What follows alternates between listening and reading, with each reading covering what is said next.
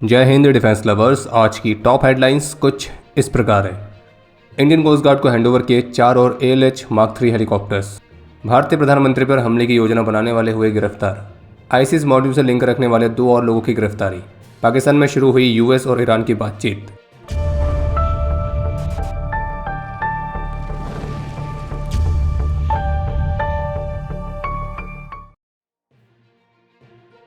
HAL ने Indian coast guard के लिए 4 ALH मार्क 3 मैरीटाइम रोल वाले हेलीकॉप्टर्स हैंडओवर किए, और जबकि इससे पहले 2022 तक HAL ऑलरेडी इस तरह के 16 हेलीकॉप्टर्स इंडियन कोस्ट गार्ड को डिलीवर कर चुकी है, और जबकि इसी वर्ष मार्च के महीने में 6 और एडिशनल हेलीकॉप्टर्स के लिए कॉन्ट्रैक्ट साइन किया गया था। लेकिन एक दुखद खबर भी सामने आई है कि हमारे Kargil war hero colonel Sonam Wangchuk retired, तो कल शुक्रवार को हार्ट अटैक की वजह से उनका निधन हो गया है। और हमारे इस वीर को उनके शौर्य के लिए महावीर चक्र से भी सम्मानित किया गया था। और जिन्हें नहीं पता उन्हें बता दें कि जो कर्नल सोनम वांगचुक हैं, तो उन्होंने कारगिल युद्ध के दौरान, जो कि उसमें मेजर रैंक पर थे, तो इन्होंने लद्दाख स्काउट्स के 30 पर्सनल के कॉलम को लीड किया था, और इनको टास्क मिला था LOC के साथ बटालिक सेक्टर में जो चोर बाटला है उसको रिकैप्चर करने का। और इस ऑपरेशन में उनके अद्भुत नेतृत्व और वीरता के लिए उन्हें महावीर चक्र से सम्मानित किया गया था। हम ईश्वर से प्रार्थना करेंगे हमारे इस वीर की आत्मा को शांति मिले। एक दुखद खबर मणिपुर से भी आई है, जहां कल 10 अप्रैल को ऑपरेशनल ड्यूटी के दौरान बुलेट इंजरी की वजह से BSF के कांस्टेबल मिथुन मंडाल ने अपना सर्वोच्च बलिदान दिया है। हम ईश्वर से प्रार्थना करते हैं कि हमारे इस वीर की आत्मा को शांति मिले और ये देश इनके सर्वोच्च बलिदान के लिए सदा इनका ऋणी रहेगा। UP ATS ने बिजनौर से 2 और व्यक्तियों को गिरफ्तार किया है, और जो कि उसी आतंकी नेटवर्क का हिस्सा थे जिसके तहत इसी महीने की शुरुआत में गिरफ्तारियां की गई थी, जिसका मास्टरमाइंड था साकिब उर्फ डेविल। और बाद में सामने आया था कि जो साकिब है तो वो एक पाकिस्तान बेस्ड ISI हैंडलर जिसका नाम था आकिब, और जो कि करंटली दुबई में बेस्ड है, तो उसके साथ डायरेक्ट कांटेक्ट में था। और अब जो 2 गिरफ्तार किए गए हैं उनकी पहचान हुई है उवैद मलिक और जलाल हैदर के तौर पर। और जबकि अथॉरिटीज़ ने 3 और अन्य आरोपियों के खिलाफ भी लुकआउट सर्कुलर जारी किया है, और जाँच का जो दायरा है उसे राज्यों से विदेशों तक बढ़ा दिया है। और जिन 3 के खिलाफ भी ये लुकआउट सर्कुलर जारी हुआ है उनके नाम है आकिब, मैजूल और आज़ाद, ताकि अगर ये कभी भारत आए तो उनकी गिरफ्तारी सुनिश्चित की जा सके। बाकी हाल ही में जिन आरोपियों को गिरफ्तार किया गया है तो उन्होंने इंटेरोगेशन में इस बात का भी खुलासा किया है कि इनके हैंडलर सोशल मीडिया के माध्यम से रेडिकल कंटेंट को फैलाने, एंटी नेशनल सेंटिमेंट्स को भड़काने और हिंसक गतिविधियों के लिए बढ़ावा देने के लिए मुख्य रूप से शामिल थे। और ये जो नेटवर्क है ये डिजिटल इंगेजमेंट के माध्यम से ही भारत के अंदर अपनी प्रेजेंस को और भी एक्सपेंड करने का प्रयास कर रहे थे। और इन सब के लिंक जिस आकिब के साथ हैं जो कि ISI हैंडलर है, तो उसके इंस्टाग्राम पर कई ऐसी वीडियोस भी हैं जो कि AK-47 राइफल्स और एक्सप्लोजिव्स को डिस्प्ले करता हुआ दिख रहा है। और जब इंस्टाग्राम की वो वीडियोस उसके सामने आई थी तो उसके बाद से इनके नेटवर्क की पूरी इन्वेस्टिगेशन शुरू हो गई थी। और जबकि बिहार के बक्सर डिस्ट्रिक्ट से भी 3 युवाओं को गिरफ्तार किए जाने की रिपोर्ट सामने आई है, जो कि नई दिल्ली में प्राइम मिनिस्टर्स ऑफिस से कॉन्फिडेंशियल इन्फॉर्मेशन को प्राप्त करने और भारतीय प्रधानमंत्री श्री नरेंद्र मोदी पर किसी हमले की योजना बनाने की कोशिश कर रहे थे। और उन पर आरोप है कि ये फॉरेन कंट्रीज़ की इंटेलिजेंस एजेंसीज के साथ भी टच में थे और संभावित रूप से उनको कॉन्फिडेंशियल इन्फॉर्मेशन लीक कर रहे थे। मीडिया रिपोर्ट में पुलिस ऑफिशियल्स के हवाले से बताया गया कि ये जो गिरफ्तार किए गए ये अगले 3 सप्ताह में भारतीय प्रधानमंत्री पर हमला करने की साजिश रच रहे थे। और रेड के दौरान पुलिस ने लैपटॉप और अन्य इलेक्ट्रॉनिक गैजेट्स को भी रिकवर किया है। बाकी इन सस्पेक्ट से किसी अननोन लोकेशन पर पूछताछ की जा रही है। और इस मामले पर द न्यू इंडियन एक्सप्रेस की रिपोर्ट के मुताबिक ये कहा गया कि जो इनिशियल इन्वेस्टिगेशन है वो ये सजेस्ट करती है कि ये जो 3 पकड़े गए तो ये US की इंटेलिजेंस एजेंसी CIA के साथ जुड़े हुए लोगों से कांटेक्ट में थे। और इसमें से एक जिसका नाम अमन बताया जा रहा है तो उसे पहले भी साइबर फ्रॉड वाले मामले में गिरफ्तार किया गया था। बाकी फिलहाल अभी मामले की इन्वेस्टिगेशन जारी है।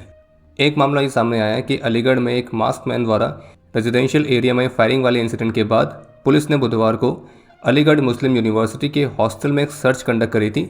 और इस सर्च के दौरान हॉस्टल रूम से उन्हें कुछ इलीगल एम्यूनिशन और अन्य चीज़ें बरामद हुई हैं, जिसमें कंट्री मेड .32 बोर की पिस्टल के 2 एम्प्टी मैगजीन्स, .315 बोर के 4 एम्प्टी शेल्स, 4 लाइव 12 बोर के कार्ट्रिजेस और अन्य कई सारे एम्प्टी शेल्स रिकवर किए गए। इसके अलावा 26 सर्टिफिकेट जिसमें जेन्युइन और फेक दोनों शामिल हैं, डेल का एक laptop, digital notepad, 8 mobile phones और 500 और 100 के फर्जी नोट्स, तो ये भी रिकवर किए गए हैं। और इस मामले पर जो आरोपी है उसका नाम है शहबाज, जो कि फ़िलहाल अभी फ़रार है। और इसके जो कॉल डेटा रिकॉर्ड्स हैं उनको अभी एनालाइज किया जा रहा है। और ये भी सामने आया कि शहबाज ने अलग अलग डॉक्यूमेंट्स में मल्टीपल आइडेंटिटीज़ इस्तेमाल करी हैं, जिनको फ़िलहाल अभी वेरीफाई किया जा रहा है। तो आखिरकार अलग अलग media reports, claims, counter claims, तो इन सब के बाद अब ये फाइनली कंफर्म हो चुका है कि पाकिस्तान में यूएस और ईरान के डेलीगेशंस नेगोशिएशंस के लिए पहुंच चुके हैं। और बाकी नेगोशिएशंस का क्या आउटकम निकला है तो वो तो खैर जॉइंट स्टेटमेंट सामने आने के बाद ही क्लियर हो पाएगा, लेकिन उससे पहले यूएस और ईरान दोनों ही अपने अपने क्लेम्स पर टिके हुए हैं। बाकी ईरान की मीडिया की तरफ से दावे की जा रही थी कि जो अमेरिका है वो कतर और अन्य जगहों पर फ्रीज किए गए ईरानियन एसेट्स को रिलीज़ करने के लिए सहमत हो गया है। वहीं व्हाइट हाउस का ये कहना है कि यूएस ईरानियन एसेट्स को अनफ्रीज करने के लिए सहमत नहीं हुआ है।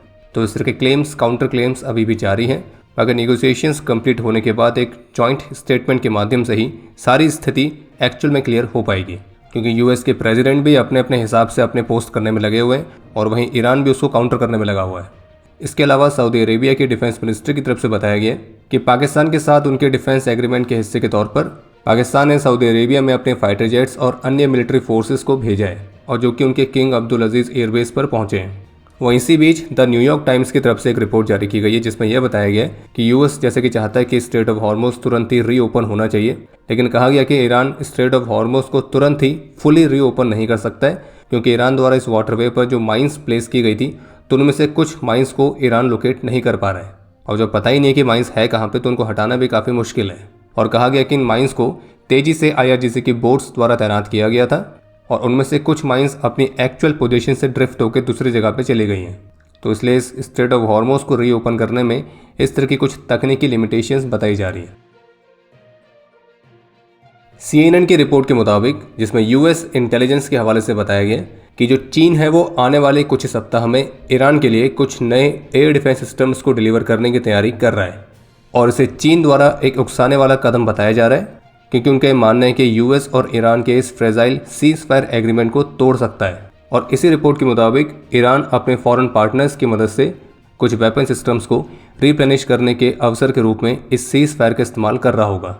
और रिपोर्ट में ये भी कहा गया कि जो चीन है वो ईरान के लिए हथियारों की जो शिपमेंट है उसे किसी तीसरी कंट्री के माध्यम से भेजने पर काम कर रहा है, ताकि उस कंसाइनमेंट का जो ट्रू ओरिजिन है वो छुपा रहे।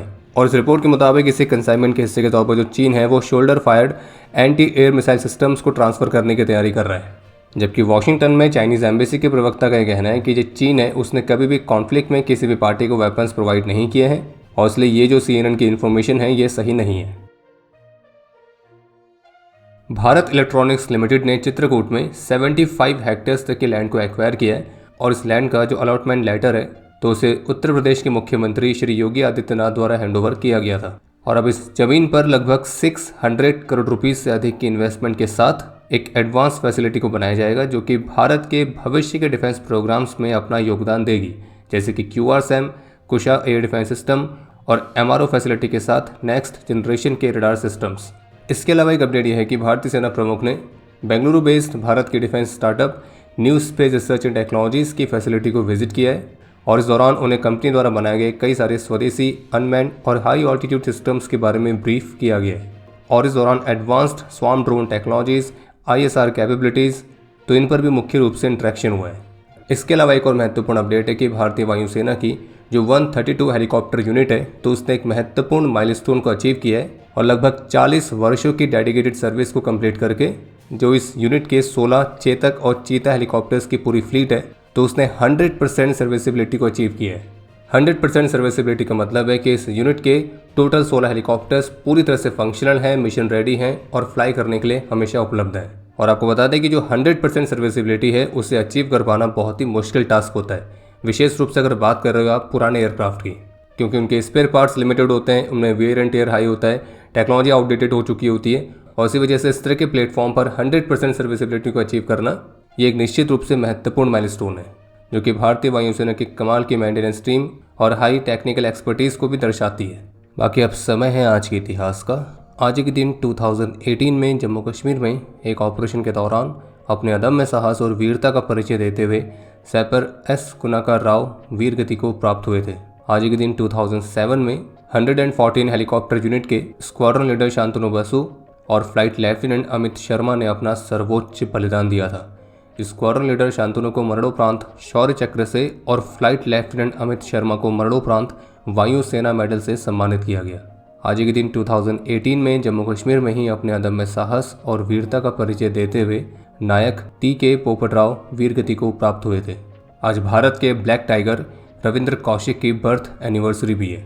और आपके लिए आज का प्रश्न है कि चेतक हेलीकॉप्टर्स कौन से वर्ष में भारतीय वायुसेना की सर्विस में कमीशन किए गए थे। और अब समय है आज के टॉप 3 कमेंट्स का, जो ये रहे आपकी स्क्रीन पर।